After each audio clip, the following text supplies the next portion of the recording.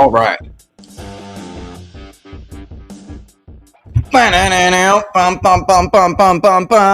Welcome to Inside the Numbers with the People's Pundit. I'm your host, Rich Barris, the People's Pundit. Don't forget to like the videos if you like them and share them far and wide.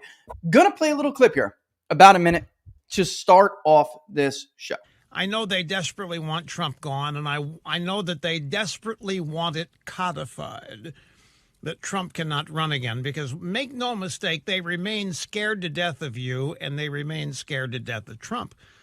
Trump, 75 million, 80 million votes. And I'm going to tell you, you're not going anywhere. Even if Trump does, you're not. They can't separate you from Trump. And more importantly, they can't separate you from the ideas. They can't separate you from MAGA. They can't separate you from Make America Great Again, which I think remains one of our big campaign strengths going forward. They believe that they can destroy this bond that exists between you and Trump if they somehow make Trump look bad, make Trump look like a reprobate, embarrass you about Trump. They can't do it because you came before Trump. Right. The voter and the ideas that made up MAGA came before Trump. And those voters are his armor. They are his real armor. And Rush would always, that's the one clip that I think is worth highlighting, but it's not the only time that he did get into this. Several times he would, and he would go on to say, and I can't just let it run for 5 minutes, as he had in the past, that they cannot break that bond. The only one who can break the bond between Trump and his voters, which, by the way, his voters represent several groups of people. And one of the biggest mistakes I would like to say you could make, but I can't because they've already made that mistake. The biggest mistake being thinking that you are like all those other voters in the way you think or certain people think represents the way every one of these voters think, and that simply is not true. All right. Trump's vote is more than just a I'm fascinated or obsessed with politics vote. You need this vote in order to get out enough people to overcome the realignment. And as it stands right now, there is zero chance that will happen in the 26 midterms. Here is the headline for the latest poll that we did. By the way, the link to the public polling project is below if you would like to support it. We are, again, of course, we have to poll. I did it. We are now like roughly quarterly. We have to poll when we have to poll, whether it's funded or not. So that obviously is why I push you guys to support it, like when you can, all the time, because it's not just when something happens and it's time to run a poll or something. It has to stay on schedule. Okay, so with that in mind, all right, this month I think is a little bit misleading. And locals, you know this, especially book club, because I share it with you live on book club, right? Every week, right? You know that this doesn't really tell the whole story. The truth is, Trump had begun to recover from worse numbers when he bombed Iran. It's just that he was not recovering to where he was before.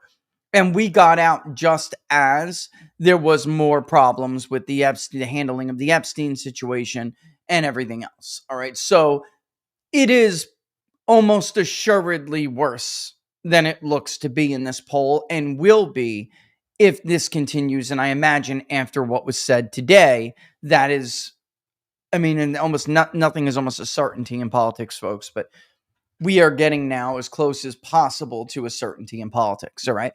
So his approval rating did turn slightly negative in July, but several things happened that are not just bad. They're very bad for Trump, his administration, his coalition, and then ultimately his agenda moving forward for chances Republicans thought they had in the midterms. Because I will get into it in more detail, but it's a lot of stupid people who pretend to be very smart and they're too dumb or thick-headed. I don't know what it is, or maybe they're just extreme grifters. You really have to stop listening to these people. Republicans have the low turnout coalition. It was never going to be enough to get a normal midterm electorate. Republicans would lose the House under those conditions. I don't know how many times I got to say this over and over and over again. Republicans are now in the same position that Democrats were back during the era of Obama and before, when they could get their asses kicked in presidential elections, but then end up doing very well in midterms because their voter was older, more educated, more suburban, higher propensity vote. It did not mean that they had a majority of people on their side. It meant the 30 to 35% turnout rate was filled with people that were more favorable to them. That is what Democrats have on their side. That's why Republicans lost a special election in Pennsylvania. It's like, oh my God, did it happen so long ago? We all forgot. That's why Randy Fine, despite spending millions and millions of dollars, which he raised too, because Tony Fabrizio grifted donors, despite all of that, he won by what appears to be, on its face, a decent margin. But when you look at what Republicans win that district by normally, it was not, and certainly not compared to what Trump wins it by. They underperformed Donald Trump, even with him on the ballot, by an average of 4 points in competitive districts, slightly over 4 points. They already had, under the most ideal turnout situation, they already had a 4-point disparity that they needed to close in order to maintain the majority. Does everybody not understand this? Is this too complicated for people? They don't give a shit about stupid morons on X going, yeah, tell me how they're not going to show up and give the Democrats the House. They don't care whether Democrats win the House or not. You haven't convinced them that you're any different than Democrats. The only thing you have done is worsen Trump in their eyes by clapping like seals and being sycophants. And honestly, I'm starting to think some of the sycophants folks are intentional. When I look around and I see who all these cheerleaders are, I realize I can go in my DMs. Better be careful, because I know I got it on you. I could go in those DMs and pull up and be, oh my God, this guy was a Nikki Haley supporter, until he realized that she would not have a prayer against Donald Trump in a primary, and he flipped his allegiance. This one supported Ron DeSantis after being a MAGA grifter for 4 years. This one told everybody to trust the plan while Robert Mueller was locking up Michael Flynn, et cetera, et cetera, et cetera, et cetera. So I'm starting to wonder how many of these people are actually honest brokers and just stupid. I'm thinking maybe stupidity is not the sum total of what's going on here. Anyway, Trump's approval 48 is disapproval 49. All right, that's rounding. Disapproval is up from the low of 37.4 back in January, and it's a complete reversal since May. It is down, however, and if you're on locals, you know this, it's down from the 51% 3 weeks ago. Locator pins on the map below. You can click on, you can go see who was whose voter, what vote history they have, which is pretty damn important, etc., etc. Survey was conducted by Big Data Poll as part of the Public Polling Project for July of 2025. Only 2.9% remain undecided. In July, the Public Polling Project also conducted the Registered Voter Economic Confidence Index, which locals I will try to get to you later this afternoon. And we gauge views about the U.S. role in the Middle East, which part of these results you have already seen. But I will give you updated results as well, because I told you it's always so funny to compare results of polls during the height of the beating of the drums versus just 2-3 weeks later. It's remarkable. Following the U.S. intervention in the 12-day war and the bombing of several nuclear sites in Iran, the findings to be released starting later this afternoon. provide insight into the president's declining approval ratings. This is a statement from me. I'm going to read it to you as if I'm talking to you right now. Where is his decline coming from? My God, my allergies are killing me. Voters, specifically a part of the president's partisan base plus independents, and within those independents is a MAGA independent voting group, believe the administration is focusing too much on issues that matter little to them and dismissing issues that do. Whether it's fair or not is irrelevant.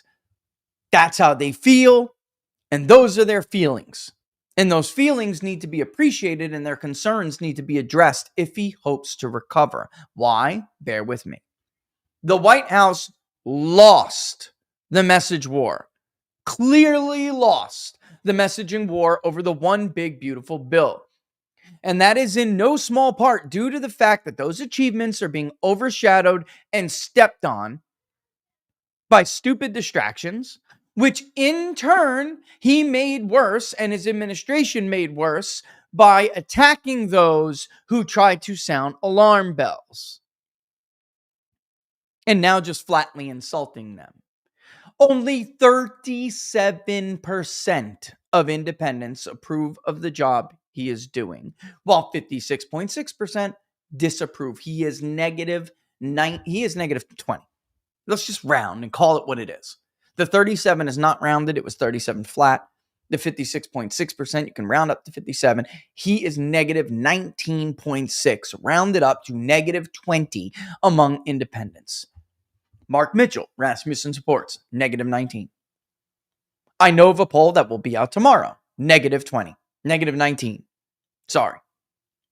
And by the way, because their modeling is a little bit more democratic, his approval rating is worse. And I'll just leave it at that. We're all, and those of us who do a good job, did a good job. We know what we're talking about. There is no indicator of a response bias. These copes are laughable. The entire point of Big Data Poll was created because I won a public argument about response bias and methodology to shield against response bias. I am not subjected to it nor influenced by it the way that others are. But we sure can identify it. And we have various markers. One of them, by the way, is the recall vote. If you are a locals member and you already went last night, I gave you these results last night, you would know that this sample for the 2024 presidential vote, or to be more specific, the subset of voters who voted in the 2024 presidential election, which is just about 2,700 responses and interviews, 2,696, you know that sample is Trump 50.2, Harris 45.4, with, as we have been pointing out in the past, 1.5% who say they prefer not to say they are overwhelming majority, Harris votes, along with some of the someone else's, which represent about 2.9%, saying that they voted for somebody else, a third party, one of the other candidates, when in fact they did not. They voted for Kamala Harris. So she's missing about 3 points because they are lying about who they voted for. The 50.2% for Donald Trump is representative of his true vote, plus a few people who lie and say they voted for Trump. Not many, but what we are not seeing is a large group of people who are lying and saying they did not. There is no response bias. It would be flagged immediately by that, among other indicators. It's not there. And by the way, for people who have been following us for a long time, you know every single month we have our social bias indicators. That social bias is a form of response bias. He has taken a dive with independents. Full stop. His approval rating would be a lot worse, if not for a few things, all right? Interestingly, the president did see a bump in his approval among those who have at least a 4-year college degree. Though these voters say by a 10-point margin, they're still going to vote for the Democrats in the midterm elections. In other words, they're like, hey, thanks for bombing Iran and making fun of your own base when it comes to the Epstein files. Sure, I somewhat approve of you. And I'm voting for the Democrats who are going to vote to impeach you when it comes to the House vote. Looking ahead to the 2026 midterm elections, Democrats have retaken a lead on the generic ballot. It is the first time Democrats have taken a lead on the generic ballot since the president started his second non-consecutive term. The first time in our polling, Democrats have led. They lead basically when asked 42.3, say they'll vote for the Democrat, 41.1, say they'll vote for the Republican. Ages 30 to 39 and 40 to 49, which I will show you specifically here in a minute. They continue to give Trump his strongest approval ratings. The locals, you know this. But his marks among 18 to 29-year-olds have completely collapsed following the bombing of Iran. They started to collapse the weekend it happened. By Sunday night, you could see it. And it has not improved since. They do, as I spoke to Charlie Kirk today on the Charlie Kirk show via phone because I was in the car still traveling in between locations. These voters do care. And they're not only Trump voters and Trump supporters. They are only Trump supporters. They are a key group that makes up this large group of voters that Republicans absolutely need to vote. Otherwise, they're cooked. Because Democrats have the higher propensity vote, and there simply aren't enough high propensity midterm voters that are persuadable enough that, like, I don't know, good economic news you didn't step on could somehow persuade them. There aren't enough of them. If there were, then Republicans would have done better in 22. Voters said the economy wasn't good. Voters said they believed Republicans were better on the economy. And yet somehow they still voted Democrat. Reasons for we have gone over ad nauseum. The spread between those who say the country is headed in the right track, by the way, voters who are 75 plus, they marginally improved from Trump. I went back and looked at May. In the month of May, let's go back actually. Let me give you this detail because I think it's important. Where are you? Trump approval. Okay. In the month of May, voters who were 75 years old or older, 45% at least somewhat approved of the job he did. 15% of that was somewhat approved. 30% was strongly approved. Okay. And let me just get this up to compare. So that was overall 45%. Meanwhile, where are you? May.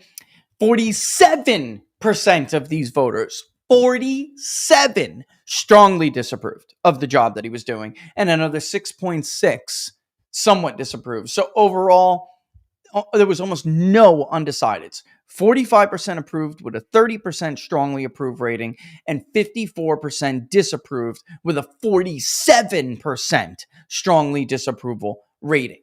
That got somewhat better this month. And what do I mean by somewhat? I mean somewhat. It went to the somewhat approved category. Only 28.7% of these voters, 75 plus, have a strong approval of what Donald Trump how he's handling his job as president right now. It's still only 29, which is about a point lower than it was in May. But 22% now, 22.1 say they somewhat approve. That's up from 15. So we gained 7 points. So you're looking at 50.1 basically. No, sorry, 50.8, excuse me, which is roughly 51% approval rating with 48.9 who disapproved. So he's +1 with these voters, but all of them came from people who went from somewhat disapprove, the 7% moved over from somewhat disapprove to somewhat approve. What does that mean? That is timid support. That is not strong base foundational support. 42.2% still strongly disapprove. That is an intensity index, folks, of almost 14 points. In other words, the senior vote that is getting more and more Democratic every year continues to move against Trump.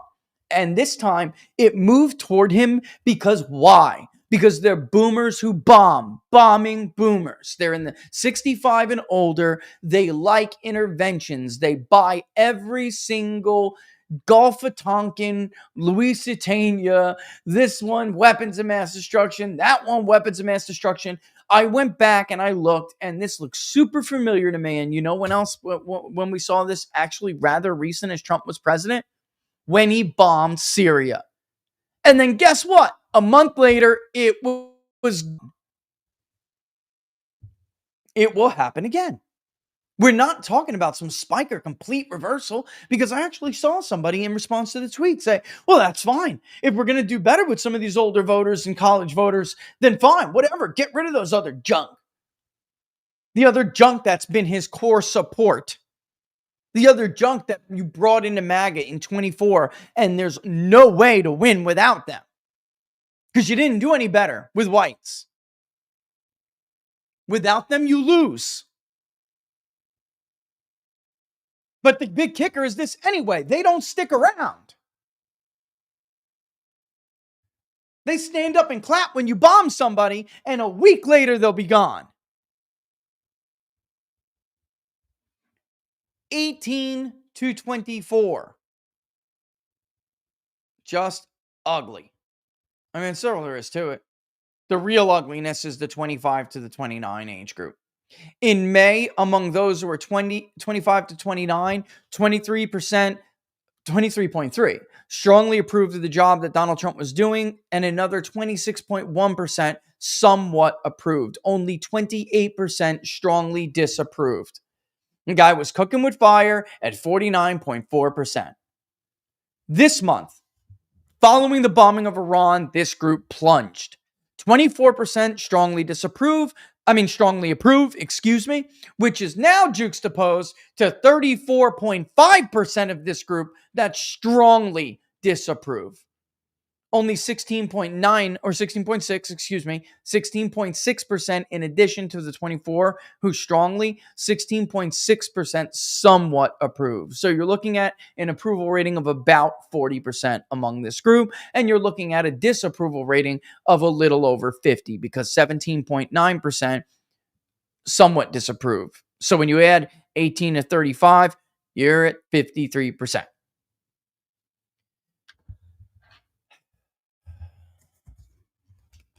Pardon me while I take a sip of my hoist.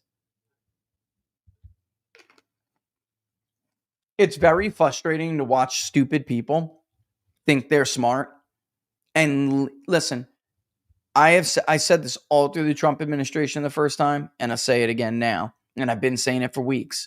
The worst thing for any leader, especially a transformational leader or a would-be transformational leader, is a group of sycophants who don't know what they're talking about or don't have the balls to tell the truth.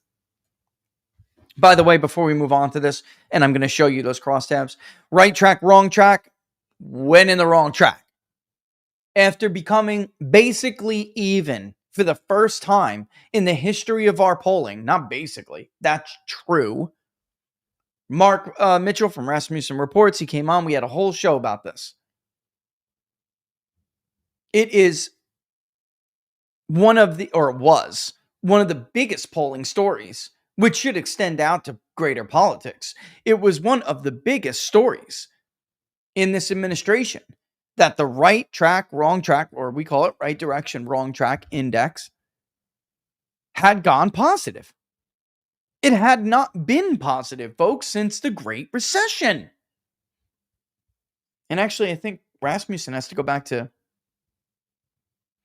I don't know, I want to speak for him. But it's even before that, I think. I really do think it's before that. But anyway, now we're going back the other way, inching with those who say the country is headed on the wrong track, inching higher, and the spread widening back out to double digits after being in single digits for months.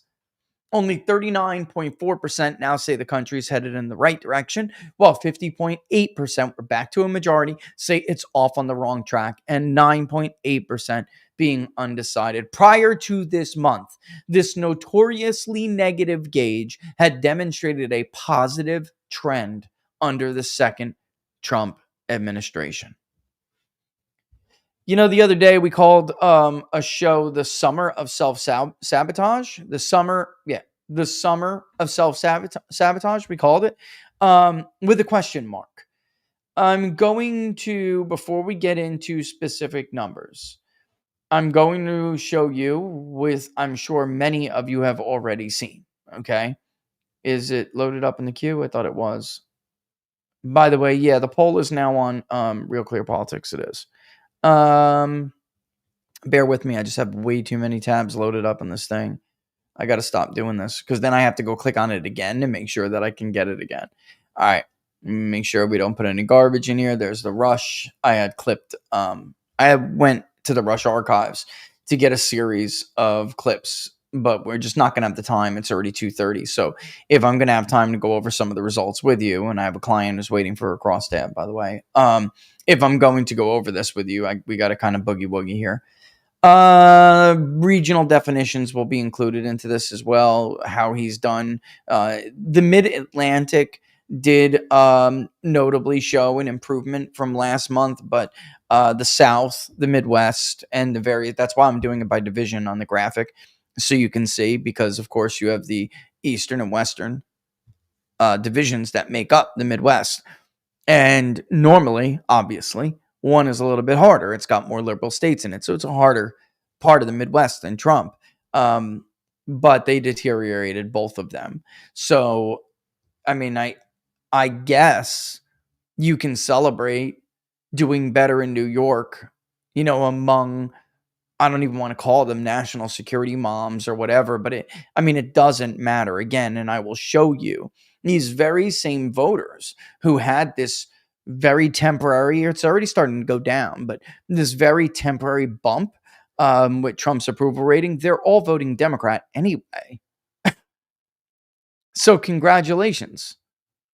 You got a temporary bump among fair weather voters in exchange for weakening your base. And this isn't going to help it. This will not help matters. When we talk about this thing that Rush always brought up, this bond, can Trump break the bond? There have been several posts now on True Social where people who work for the guy are wondering whether or not that's the moment. That's the bond breaker.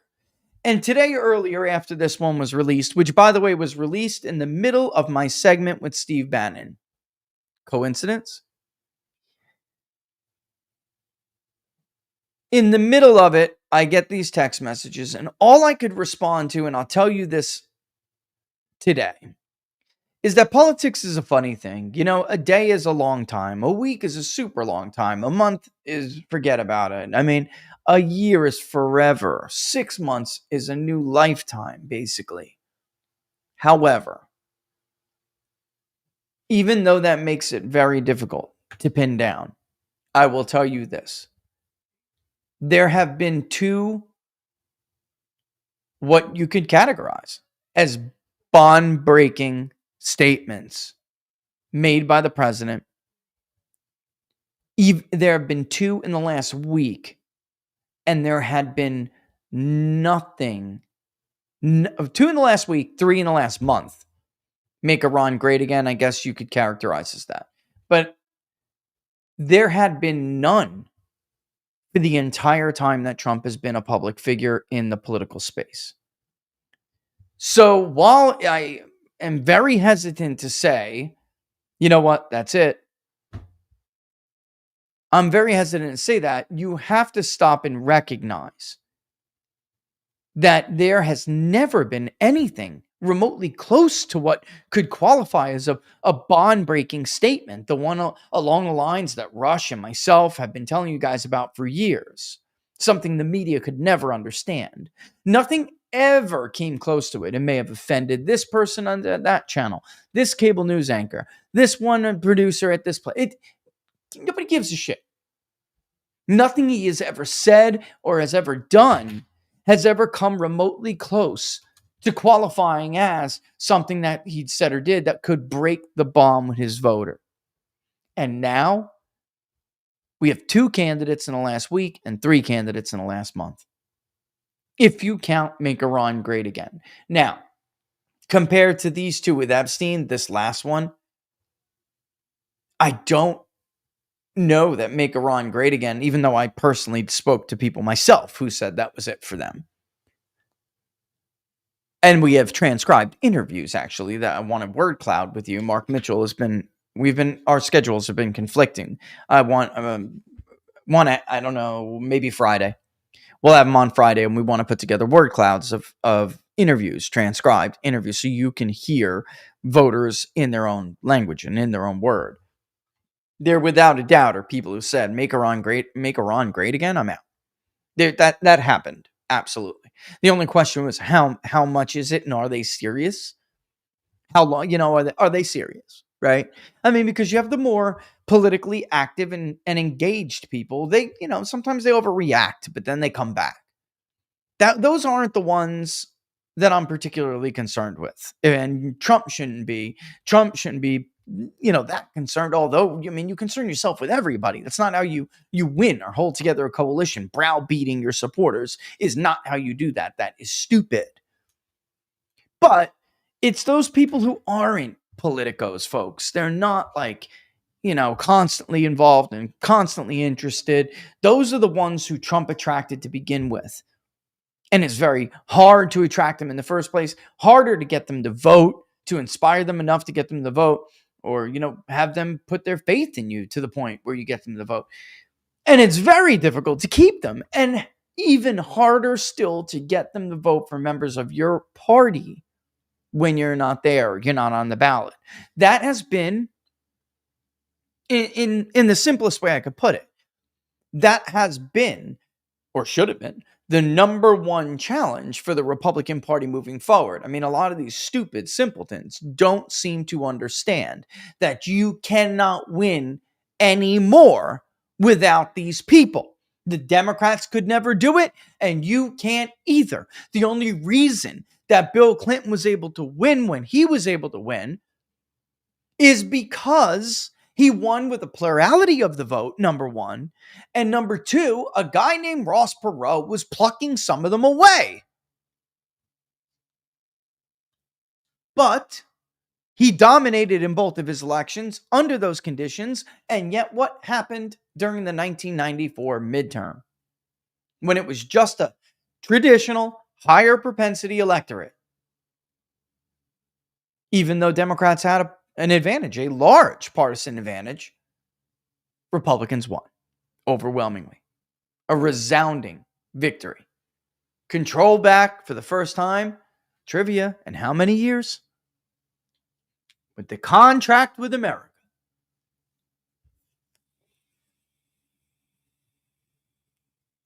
Of course, they blew that contract, and that began to be the end of the Republican comeback, because that's what they're good at. Losing. Screwing up opportunities. I gotta read this, guys. If you're a pissed off Trump supporter, bear with me. If you're a Democrat, don't laugh too hard at them. Respect each other. The radical left Democrats have hit pay dirt again, just like with the fake and fully discredited Steele dossier, the lying 51 intelligence agents. The laptop from hell, which the Dems swore had come from Russia. No, it came from Hunter Biden's bathroom. And even the Russia scam itself, a totally fake and made up story used in order to hide crooked Hillary Clinton's big loss in the 2016 presidential election. These scams and hoaxes are all the Democrats are good at. It's all they have. They are no good at governing, no good at policy, and no good at picking winning candidates. That's what we call over here Trump's primer. He always does that. All right. And now we're going to start to get a little bit more into detail with you guys about this stuff.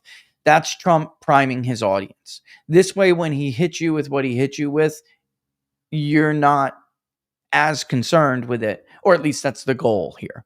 You're not as concerned. He has tried to already appeal to some part that's of your red meat, so you overlook something else he may say. In the last couple of these tweets, these posts about this issue we're about to go into, and obviously he feels like he needs to respond to it, doesn't he? it's not going to work. The primer is not going to work. Also, unlike Republicans, they stick together like glue. Their new scam is what we will forever call the Jeffrey Epstein hoax. And my past supporters have bought into this bullshit hook, line, and sinker. My past in all caps. They haven't learned their lesson and probably never will, even after being conned by the lunatic left for 8 years. Now, first of all, he's insinuating the people who are concerned about Epstein also fall for all the other scams that he just laid out. One of the more laughable, and I had a bunch of people call me, I think I used the word hysterical or something like that. And it was a regrettable use of the word hilarious. That's what I said. It was a regrettable use of the word because I wasn't thinking about it like this when I said it. I was purely saying it because I was stating what I'm about to state now, which should be the obvious. So we could discuss impact the MAGA coalition. All right. And I said something like it's hilarious because this is totally, of course, the opposite is true, right? All of the clapping seals that are like, yeah, move on, Epstein's nothing. They were the ones who fell for the Russia hoax. Others, like Bill Mitchell, told you he read from QAnon on a 4chan that Robert Mueller is some white hat and trusts the plan because Michael Flynn, who does care about Epstein and his son, by the way, Michael Flynn isn't really going to jail and he's not really going to lose his house, right? I mean, this is all rather laughable. Of course, that dude later abandoned Trump, supported DeSantis the whole time, smeared and tarnished everybody who didn't, and then came back groveling like a little bitch later when his guy lost the primary. And now he's here back to being the arbiter of who and who is not MAGA. I mean, this is a total laughable situation, but it's also one that's very indicative of why this post is it's flatly wrong, right? The people who didn't fall for these hoaxes ended up going to jail for supporting this man. They ended up losing their homes for supporting this man. They will never have a normal job again because they supported this man and defended him during all of this stuff. Voters have lost family members, friends, right? Grandmas and grandpas were rounded up because they did not buy these hoaxes. While the ones who did, who are now defending him and his actions with Epstein, like the Mark Levins and the Mitchells and the rest of them, supported other candidates. Steve Bannon, for instance, even if he wasn't in jail during most of the election, certainly would not have been cheerleading for Ron DeSantis. Peter Navarro also was too busy serving time in jail for his support of Donald Trump. Even average voters who are concerned about the Epstein stuff, and again, these voters give enormous latitude to Donald Trump. All he had to say was this: listen, the FBI and the Justice Department are crooked. The files, they did what they did with Russia. And it's not fair to certain people to release them. I can't do this because they'll get what they want. That would have been good enough. Now, they would have wanted some kind of accountability on some stuff, but they would have worked with you on it. They would have given you the benefit of the doubt because he had a level of trust with these voters that nobody else had. Dan Bongino has, his conservative bona fides. That's why Dan felt like he had to respond. Actually, it's not even conservative bona fides. It's like new right bona fides. He knew when Robert Barnes was criticizing him and the handling of the Epstein issue, he had to respond, and he did so publicly because he knew they were in a horrible position with their real, true core base. And people who come out and start waving the warning signs and shooting up the flares, like, whoa, whoa, whoa, aren't doing something because they're being duped by some kind of hoax like they were duped by Russia. It's because they're trying to save the president from doing what he did in his first administration, which is follow the clapping seals off the cliff. It gets worse. They haven't learned their lesson and probably never will, even after being conned by the lunatic left for 8 years. I've had more success in 6 months than perhaps any president in our country's history. And all these people want to talk about, with strong prodding by the fake news and the success-starved Dems, is the Jeffrey Epstein hoax. It isn't their fault that the Epstein issue was bundled. It isn't their fault that the successes, one being the one big beautiful bill. Tax on tips is super popular. Not allowing the tax cuts, which are popular, not to sunset is super popular. But because you allowed other things to step on those successes, you lost the messaging war on the big beautiful bill. It's best to move on from the big beautiful bill and let, as Mark Penn always says, let reality win, because many people, we talked to them, believe Democrats when they said the one big beautiful bill is going to take away your social safety net. It's going to take away your Medicare. It's going to take away your Medicaid. They won the messaging war because Republicans were not focused. They were talking about a million things. When Obama was doing what he did with Obamacare, did you see him let Hillary Clinton's Libya or Netanyahu's Israel or anybody else's anything else? He didn't even want to talk about Afghanistan or Iraq. People would try to bring it up. Mr. President, you said we would at least get out of Iraq because Afghanistan was the, quote, good war. And he would totally ignore them. I am focused on passing this bill right now. He didn't let anyone's foreign shit get any of the limelight because he knew that maybe his signature legislation wasn't popular in the polls then, but he had to lay a foundation with the message so that later it would be popular when people started to realize the provisions and live the provisions of the bill. Well, that happened, and now Obamacare is too damn popular to get rid of, especially protections for pre-existing conditions. You couldn't repeal it if you wanted to. But that didn't happen here. And it's not the fault of the voters or the influencers they invited into the White House to go, look, part one of the binders. I mean, folks, part one kind of insinuates there's going to be a part two, don't it? None of that is their fault.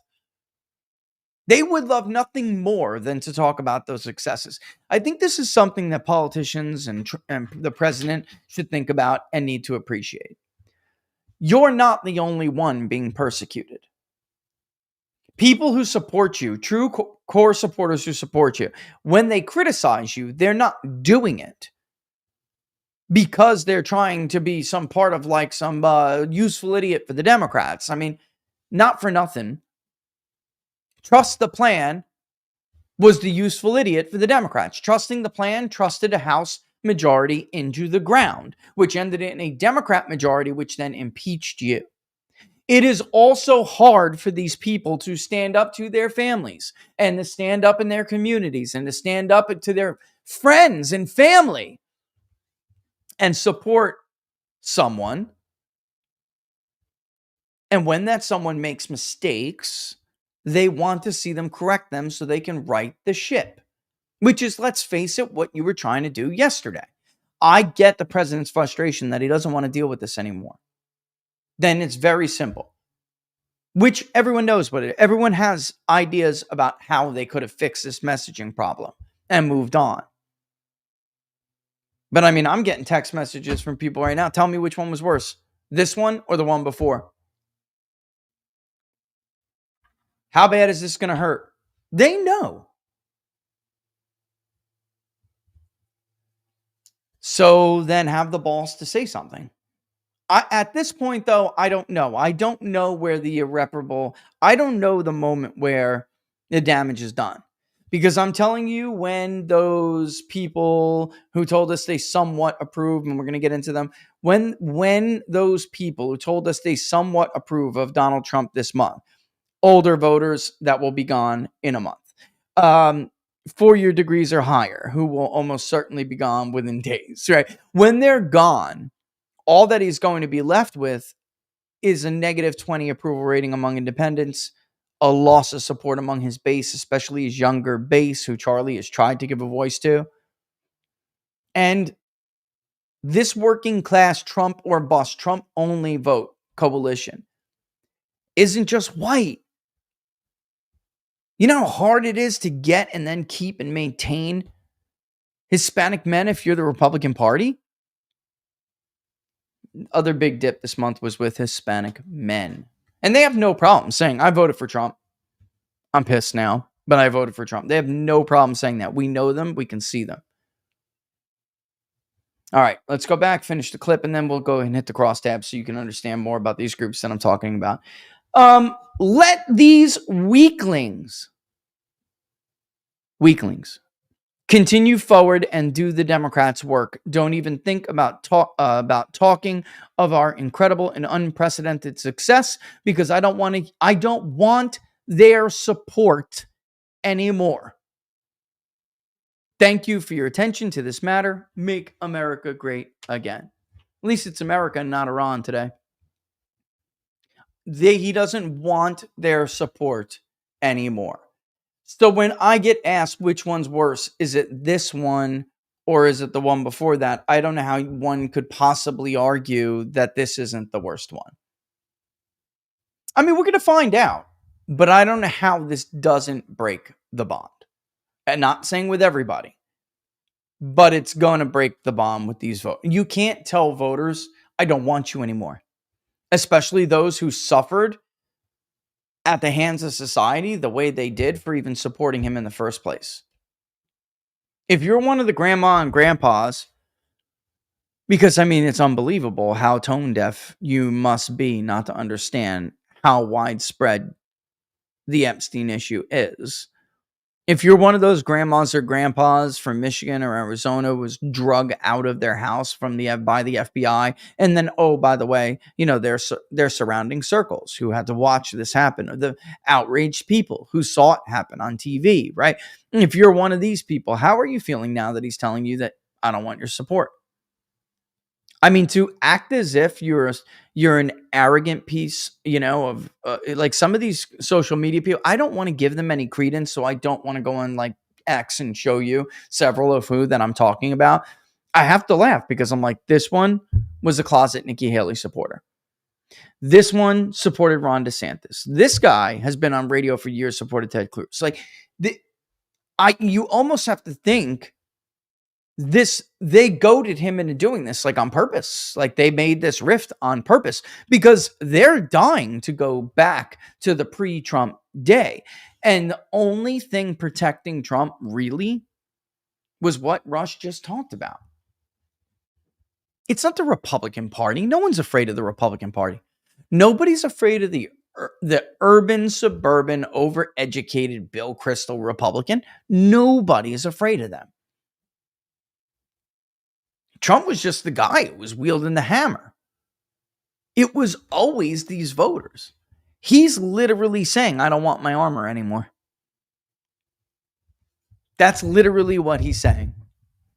This is a lot of this seems to be a big repeat. I've seen this movie before.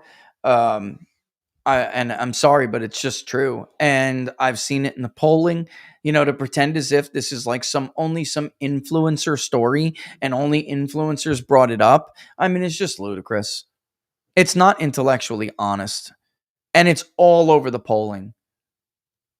And again, politics is a funny thing. It is.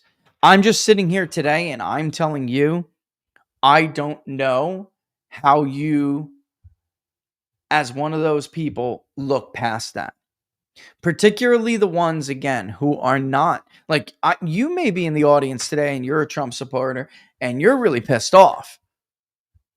Imagine if you're not one of these, like, you know, I don't want to use the word low information because like they're just low propensity,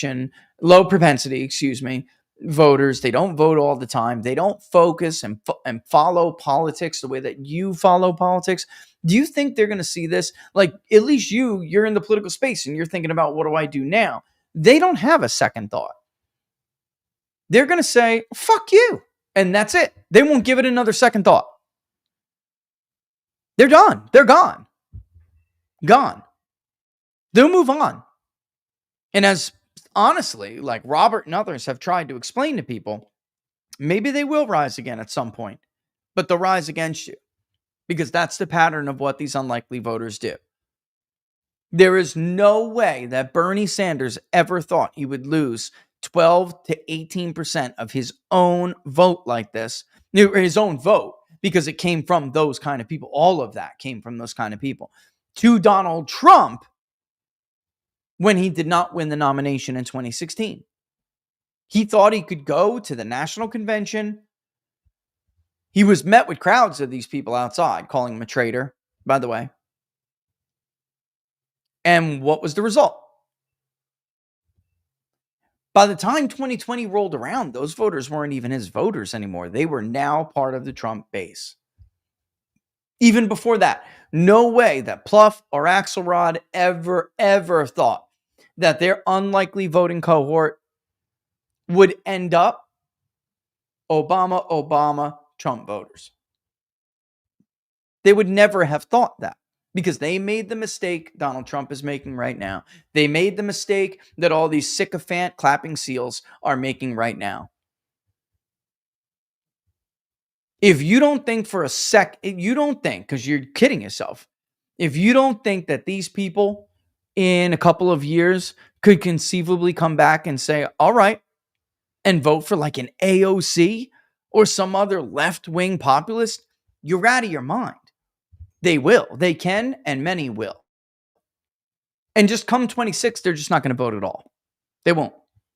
And that'll be it. So again, I'm like, I understand the president's frustration. He's like, look at how much I've done. Like but take some damn responsibility for how Pam Bondi, whoever it was, handled the situation. A simple Bill Clinton moment, a simple come to Jesus moment could have fixed all of this and you could have moved on. Instead, and here's the real danger, and this is one I spoke to a voter specifically about this. Here is the real danger. He is responding like politicians respond. And it goes to the core of Donald Trump's authenticity. And the day he loses that is the day he loses everything. It's gone. It's all over for them. Maybe I don't agree with Donald Trump on this stuff, but man, he's never going to bullshit me. Maybe he exaggerates about stuff, but he doesn't look down on me. Maybe he misuses some words, so makes misstatements here and there, but he never lies about big things. And he doesn't insult my intelligence. He did all of that and more in that post. You're not going to move on from it. I'm sorry. You're not. The question now is a matter of how bad will the damage be? All right, let's take a quick 30-second break. You're watching Inside the Numbers with the People's Pundit. Don't forget, if you like the videos or even if you just appreciate their honesty, because if you're a Trump supporter, you can't like it today. And I'm sorry, but that's what it is. It is what it is. If you like the videos, don't forget to like them and share them far and wide. The link to the Public Polling Project, which will support our work here, because believe me, there's no money. Contrary to all the stupid bullshit you see on social media, there is no money telling the truth in this business. You don't even earn followers quick by being a truth teller. I've amassed the amount of followers that I have over time. And many of you, and I know no doubt, many of you watching right now are probably some of them. You follow people on social media because you're hoping and you're searching, whether you're doing it consciously or not. It's just our behavior. It's who we are. Most of you are seeking to affirm your own views. Over time, that's why I love my Locals community so much. And if you appreciate this stuff, sign up on Locals because it's just a better place to have these discussions. But over time, communities like my Locals one and other, you come to appreciate that honesty because you get lied to so much. Again, like I told you before, I've seen this movie before. I mean, people who are always super flattering of you when you have polling that they love, right? They have so many nice things to say about you. The minute And by the way, never understanding that the reason you have that polling is because you're doing honest work.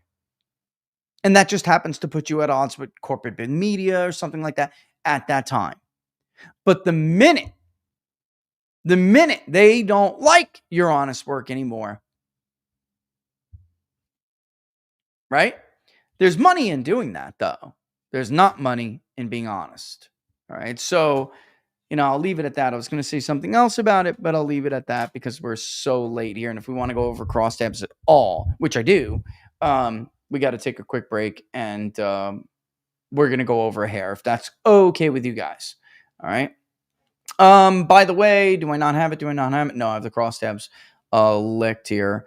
Bear with me 1 second, actually. We will take this 30-second break. I do just want to get something out now, okay, which is our friends who are always awesome, by the way. The bottom line is I'm really, really picky on who can support the show because I feel like once you start to become one of those, you're just like the same as everybody else.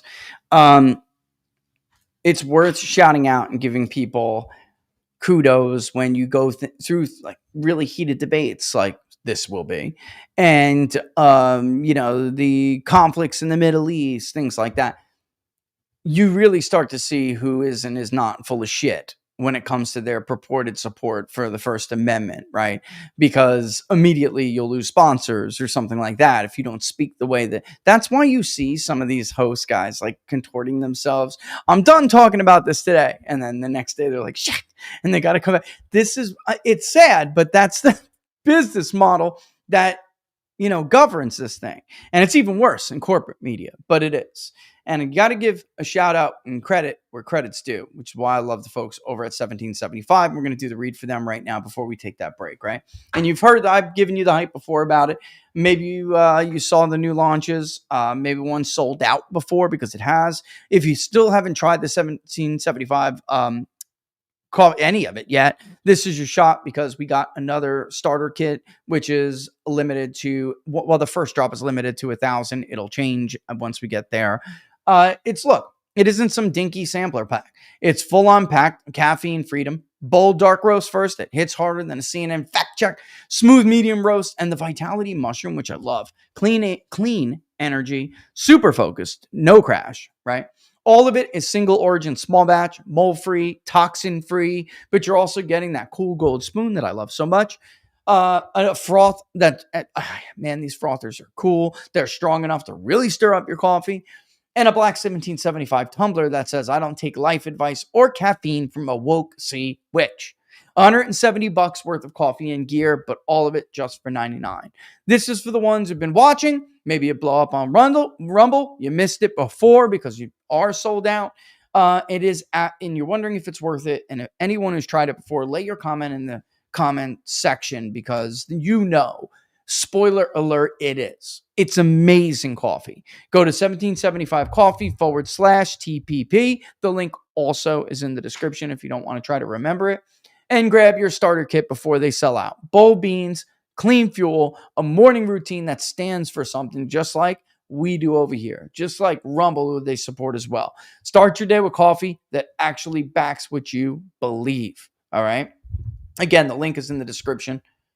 I absolutely love 1775. I think at this point, there's a lot of different coffees that I do like.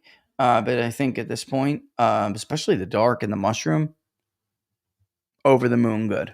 And I got to be careful with what coffee I consume. So like, if I got to choose one, let me put it this way, guys. If I got to choose one, it's it. And I usually do. Money where my mouth is. I usually do have to choose one. All right, let's take a 30-second break. Let me get something to drink, and we'll come back and look at some crosstabs for the little bit of time we have left.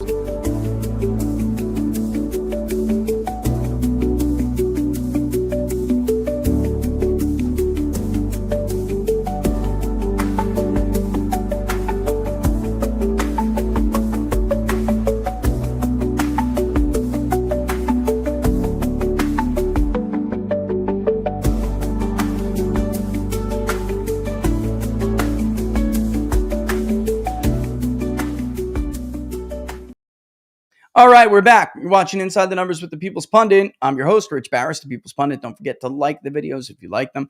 Share them far and wide. Sponsor 1775. The link is below. So is the link for the Public Polling Project, which of course funds this work, or at least partially funds it. I fund the rest of it. Right? So it's down below. I first pulled up the thing that you have, locals, and then I decided, you know what? No, go back, pull that one, tear that one down, and put up this one, because this is the back end, which allows you to see what I see. Okay. I want to edit it, stupid stuff, even if I want to change it to a dark to light theme, dumb stuff. You know what I mean? Like that. All right. But it shows the back end. So you know that nobody's fooling with nothing. We do pride ourselves here on being the most transparent pollster.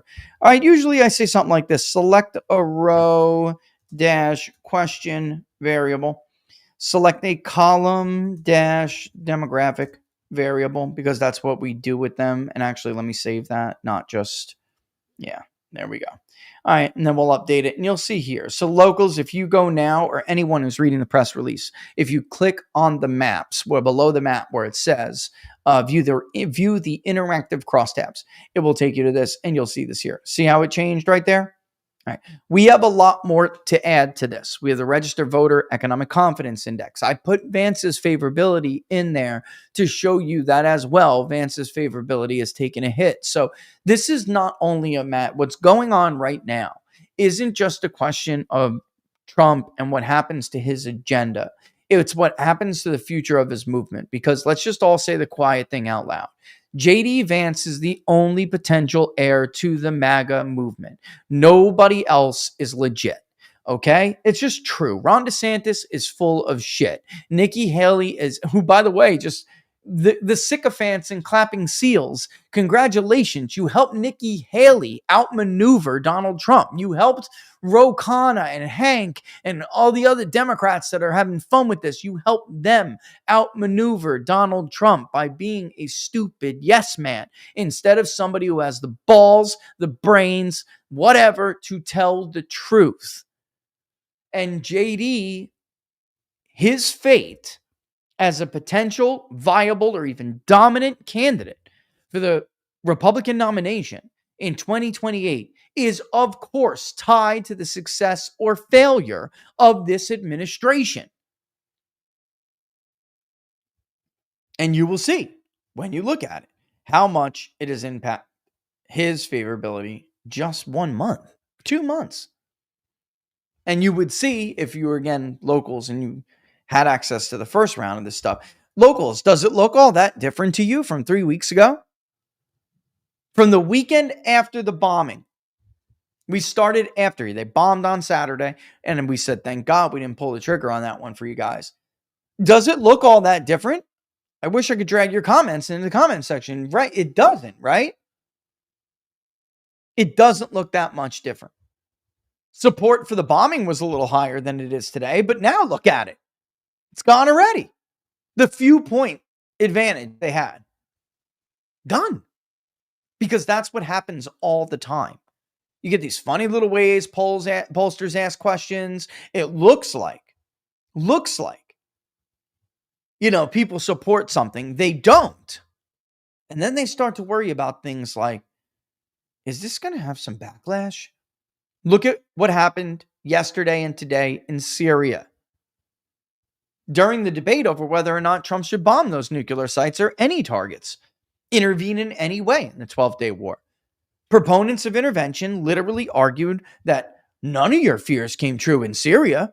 There was no sectarian violence. There was no civil war. There was no real regime change. There was, and the government in there right now, Mr. Netanyahu, who needed to bomb somebody yesterday because his trial started, he doesn't like that regime either. So how could you point to it as a success if you know damn well, maybe you don't, peers, maybe you don't know, that government is not a success according to Israel, the very ally that you're trying to defend. It's just so ludicrous. They bombed the government who was fighting the Jews. They bombed them because they want their help. I mean, it's unbelievable. could not possibly be a successful regime change operation if the regime that's in power right now is one that is not acceptable to Israel.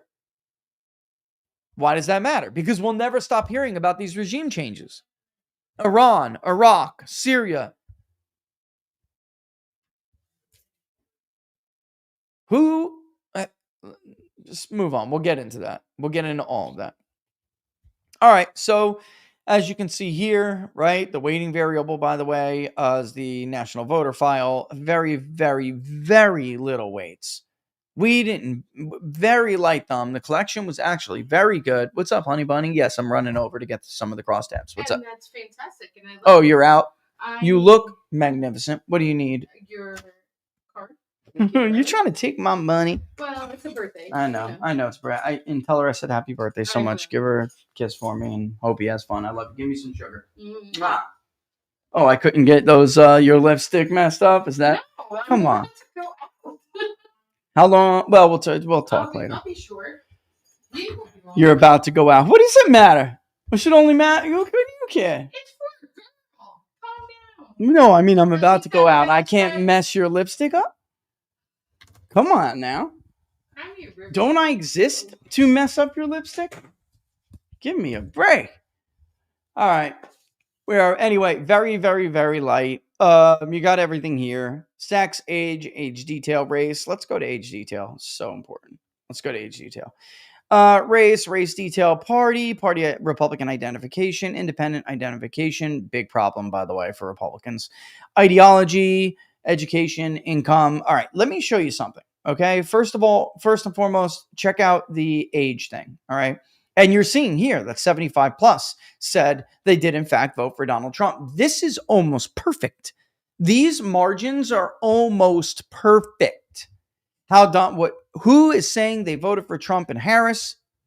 The only difference being that Harris's vote share is a little low because she has liars in her camp. It's just true. It happened to Biden. Happened to George Bush years ago. This happens. It has not happened to Donald Trump. I'll let you know when it does. But I mean, the recalled vote is almost flawless. And just keep that in mind when you're looking at 75 pluses, younger people in particular. All right. Now, the 75 plus did rebound somewhat. His approval rating does lag his vote share in that age group. But it's really the young age groups where he really took a dive. Look at 18 to 24. Oh, my Lord. That is a massive swing. He went from winning, of course, a plurality to winning that age group, which he did win young men specifically, but he won these younger groups. 18 to 29 did exceptionally well with them for Republican. He went to that to now having a not only negative approval rating, but a like 53 to 40 negative approval rating. These will be the hardest voters to get back. And again, I will note it. I'm going to show you right now. These voters you need, if you're Republicans, it's not good enough. To say maybe it'll come back if the economy bounces back. These are not purely economic voters. It's just not enough. It's not good enough. Even voters who are in the 30 to 39 bracket and the 40 to 49 bracket, you will need to come out in larger shares than they have in previous elections. Look at the 40 to 49, by the way, was a Trump plus 20 group, Trump plus 6 group for the 30 to 39, which is usually a Democratic group, but it was not in 24. All right. They are still among his strongest supporters. They are. All right. But it's the young groups squeezing them along with the older groups from both sides. This group is being squeezed. And the problem is that when you, eventually we're going to be forced to confront this, because I will show you this along with the likelihood to vote, which you already know. If you've been a follower of us, you already know how this goes. This is a ladder system. It will be the lowest among 18 to 24. It'll be the highest among 75 plus, and it will go up incrementally with every age group. Never fails. Not one of these will get stepped out of line. It will be 40, 44, 48, 56, 65, 82, 93. Like it would just blah, blah, blah, blah, blah, just like that. So it's not good that you need these people to come out. They're already the lowest propensity vote. And then these guys are going to be the highest propensity vote, and you're not going to be able to keep them. And then your biggest supporters in the middle are somewhere in the neighborhood of mid propensity voters. But then when you look specifically into those age groups between 30 and 49, and you see who are the ones who are supporting you still, if you look at that and you see that they are actually disproportionately lower turnout voters, you have an even bigger problem. I mean, what you have is a recipe for getting your ass kicked. That's what you have.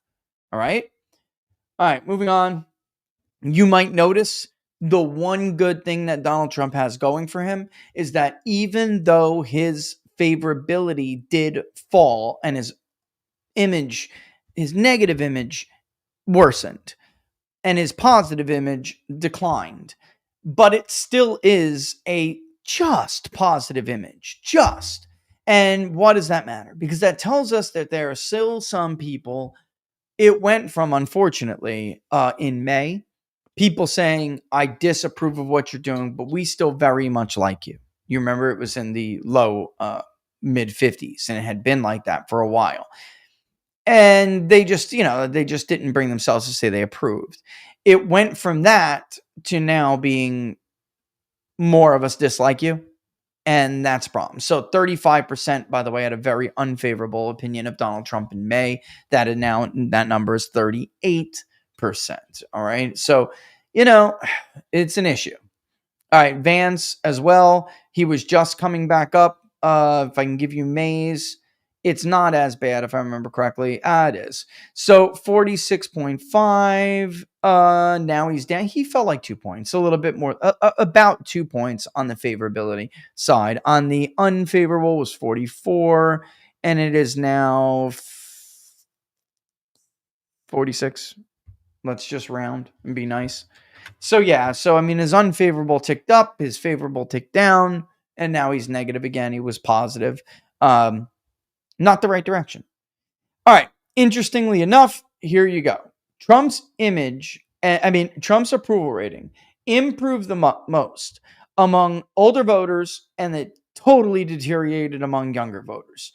You will notice now that it's not just that these younger voters are unhappy. They're voting against Republicans. Look. It's not good enough that 65 plus now are, a huge group or not a huge group.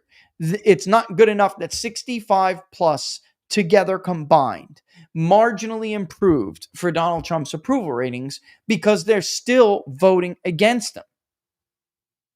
Look by education now. And why is the education variable? I got to go and separate education. Or do two. See, it says 4-year advanced. We need to separate this between the 4-year degree and the advanced degree. High school and less, some college associate. We have to separate this. And the reason why I got to make sure that that's done. Well, I always do. So that's number one. But secondly, it's because how much more he improved with postgrads. So a lot of this isn't even coming from 4-year degrees. It's coming from postgrads. And I'm trying to explain to you, they're not sticking around. They're not going to vote Republican. So look here. Look at how much better he did with them this month.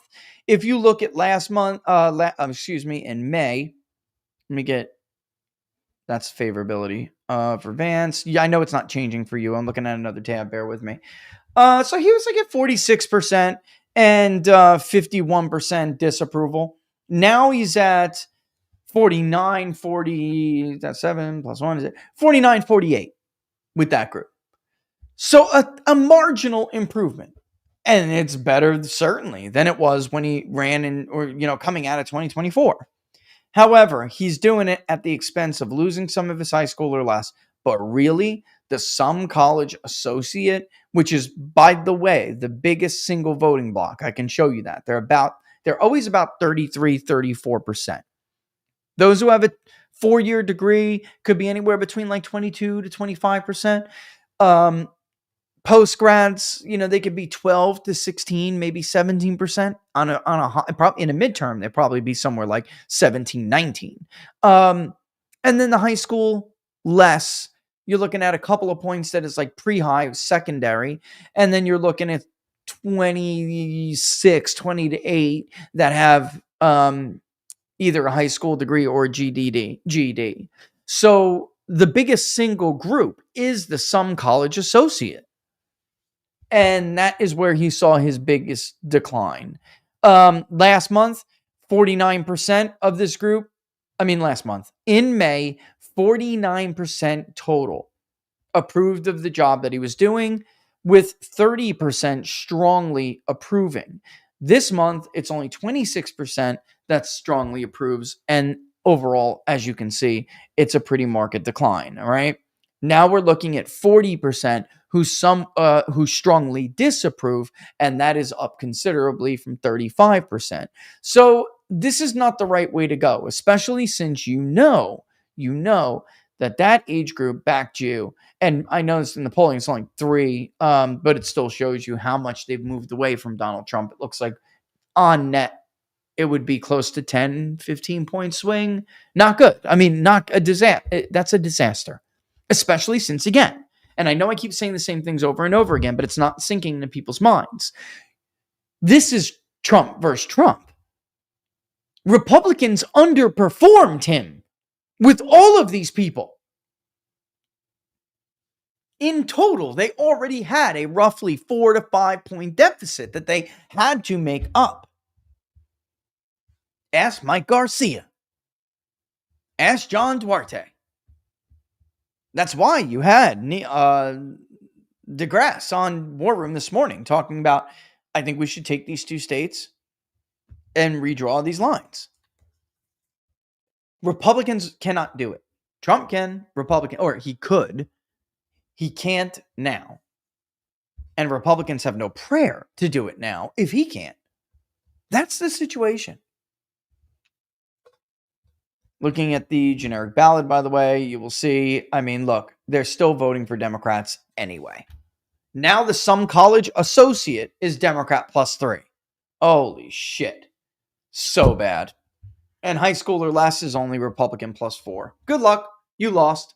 That's what that means. You lose. You lose.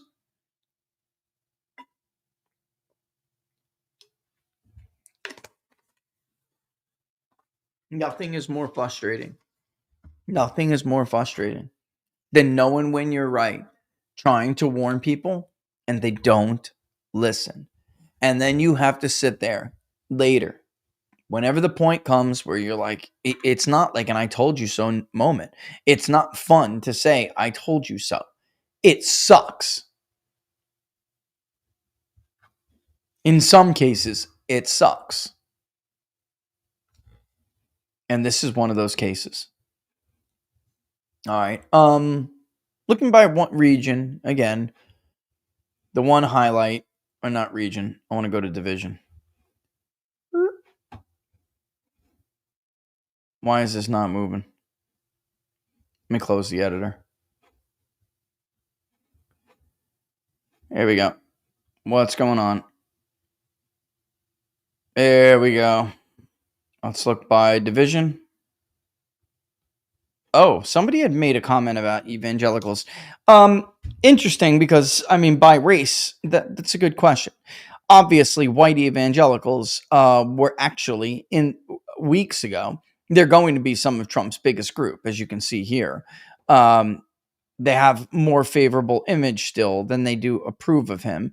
And this is something we're going to have to just keep an eye on, because if this keeps up, it's, this could be problematic. But they're still very high and very supportive. When they start to weaken, and they have a little bit, but we're not talking about a huge amount.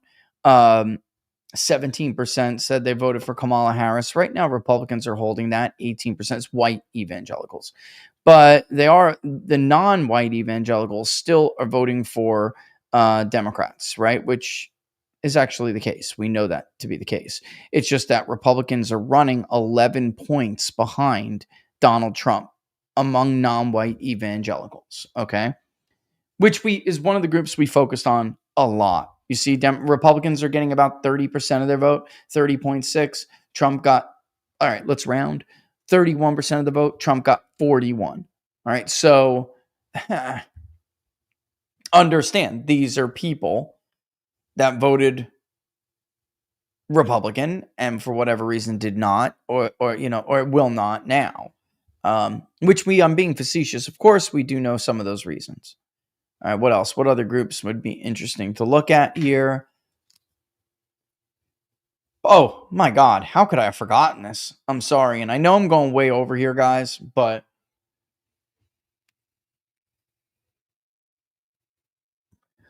Donald Trump and Kamala Harris did, in fact, split independents roughly nationally in 2024. He won them in the battleground states. Right now, his independent numbers are awful. And for people who think this is insignificant and it's just a -1, that's it. He's -20 with independents. Do yourself a favor before you speak and read something. Go back and look and find me an example of when a president lost the support of independents like this in his first summer and rebounded. You have to go back to irrelevant terms in order to find an example.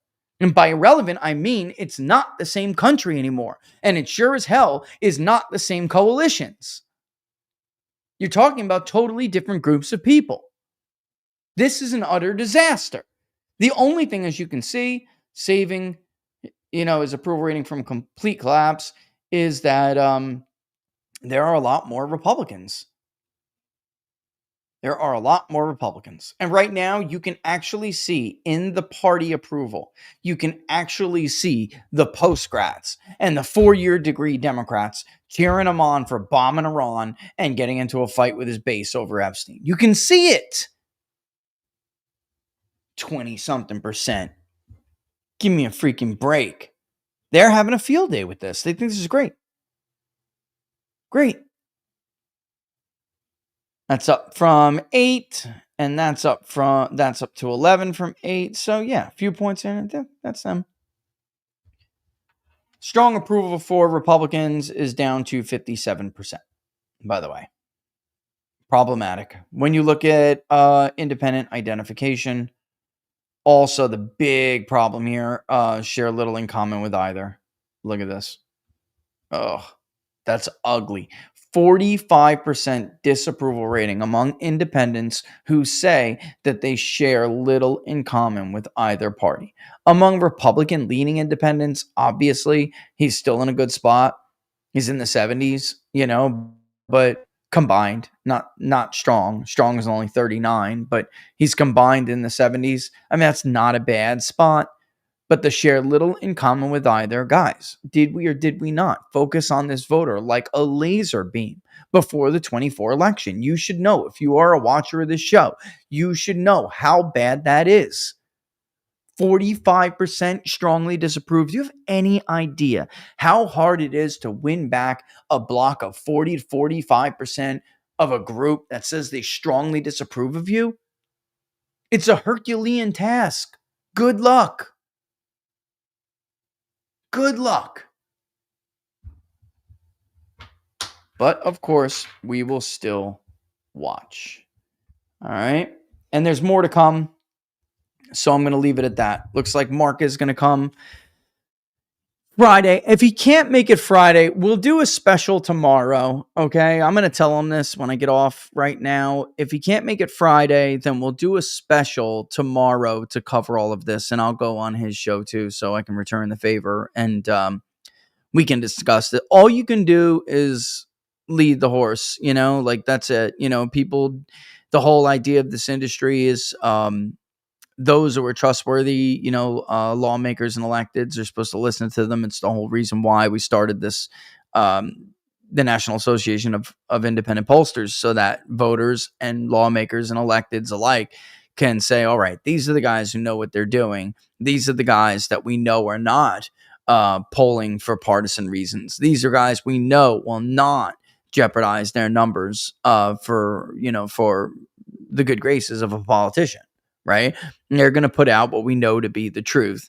And that's what we're doing, and that's all you can do. Right?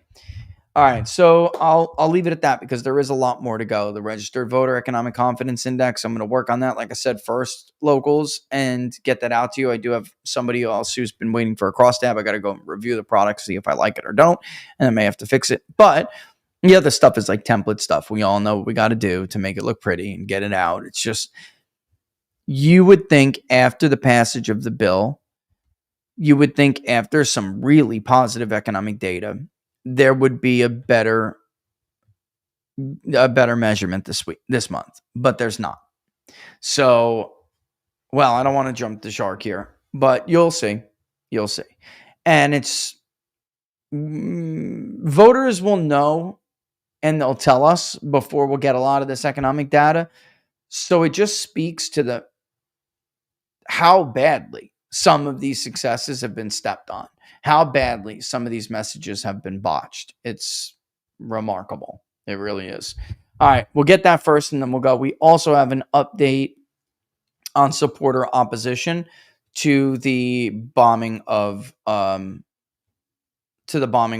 nuclear sites, which again, I mean, you come up with like a support plus 5 or 10 or 15 even, that historically is very low. Very low. Is it at all done? Can it be shared? Can it? And we have likelihood of escalation too. We do. And statements that come closer to your views. We did do all of that. Just not about imminent threats, stuff like that, because that was dealing with the War Powers Act. And I guess that was not necessary right now. But I can actually, if you guys bear with me for a second, I'll give you a sneak peek right now. I mean, it's bombing nuclear site approval. Bombing nuclear site approval. I got to take myself off. You guys can't see. And see, it's not in the right order, is it? I don't think so. Do you approve or disapprove of the U.S. bombing nuclear site? Did you right? Okay. Yeah, there you go. So, I mean, you add it all together. It's even. Approve plus 1, What else is in here? What else got thrown in there? Likelihood of escalation, which comes closer to your view. Ooh, let's do that one. I think we all know what it's going to say. Oh, it's almost identical. Now, this one didn't move, but the approval did. Actually, that's interesting. Well, you know what that shows you? It tells you that their views of what the role for the U.S. in the Middle East should be is consistent no matter what happens with the events. The approval of the bombings went from 10 points positive, or I'd have to go back and look. Actually, we did a show on it. I think I showed you this live. I think it was maybe on What Are the Odds? But like locals got it. I actually gave it to locals. Locals, you got that by any chance? Do any of you have, do you know, the energy was sucked out of me seeing Trump post again. Yeah.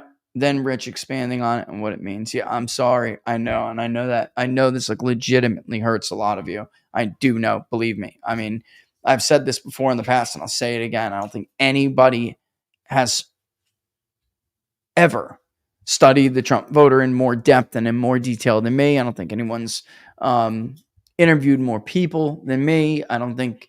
And then because I'm so hands-on with so much of it, I just don't think there is another person alive who can like, or at least try to convey how people like you feel. And I get it.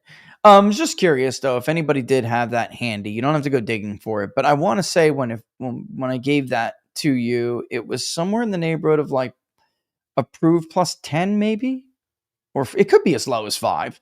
But as you can see, it's wiped away now. It's gone. Yet to stabilize the Middle East through diplomacy and avoid conflict is still 38%. It is not the role of the U.S. to stabilize the Middle East, 26%. To stabilize the Middle East, even if that means military action and conflict, 25%. So 25.9 at 24.6. And then don't know and no opinion, I think, is up a little bit, right? Maybe it was like 11. It's now 12. It's very, very close. So, but that goes to show you within the sampling era, damn it, it's still the same, which means asking people of their opinions on a question like this this was a good question. This was a well-worded question, and it went to the core of people's beliefs because it didn't freaking move. Andrew, you on here right now? Usually you are like right on stuff. I don't know if Andrew's on. It's all right. I don't want to put any burden on anybody. I'm just curious I can go back and look myself, but I know that it was, slightly approved the bombing, and now it's not. So, and yet, while those changed, this didn't. What about likelihood of escalation? I'm looking at this for the first time. I honestly haven't looked at it yet. I'll put it up for you guys to see. I haven't looked at it yet. I know we just changed it and made it pretty. Likely, we titled it likelihood of escalation. Otherwise, you would get double questions, right? It's just a question would go up in here as well. 40.2% say very likely, somewhat likely is another third. So this is a huge number. This is a huge number. And that's wise of them. Contrary to what the fools are saying, like, it was a master class and it was surgical in and out. Yeah, it was, you know what? The Gulf War was said to be a master class too. Until it wasn't. Until roughly 10 years later, 2 planes smashed in to Tower 1 and Tower 2. And actually, even before that, there was the initial attempt at retribution with the bombing of the World Trade Center. It's very, very clear that so many people don't understand how the Arab world works. They don't forget shit. They don't. And something Khalid Sheikh Mohammed always said, you have the fancy watches, we have the time. All right. All for what? And I guess that's the, that's the question on Americans' minds. For what? For what? All right. I got to go. Sooner the better. This way we can get some stuff done. I can make everybody happy. Don't forget, if you like the videos, to like the videos and share them far and wide. The link to the public polling project is in the description below. Go there and see. We're behind. Do what you can if you can. And share it. Of course, that too is always a huge help. Well, I feel like I'm missing something. I don't know. But if there are more interviews, I'll get them to you as quick as I possibly can. I didn't share the Kirk one because it was very quick. They were like, saw your poll. Can you come on real fast and discuss it? So, but anything else, of course, I'm here now. So I can do it. I was in the car. I'm here now. So I will get it to you ASAP. All right. With that in mind, I'm going to let you guys cook. I'm going to let you chill for the rest of the day. Maybe take a break if you got to take a break, and maybe we all need to do that more often, right? Certainly somebody needs to put down their damn social media. All right. I'm out, guys. Nothing but love for you.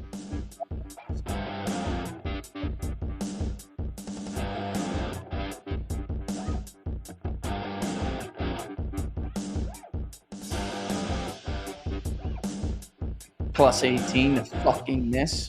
Are you fucking kidding me? And they're going to make excuses and this and that and why. Unreal.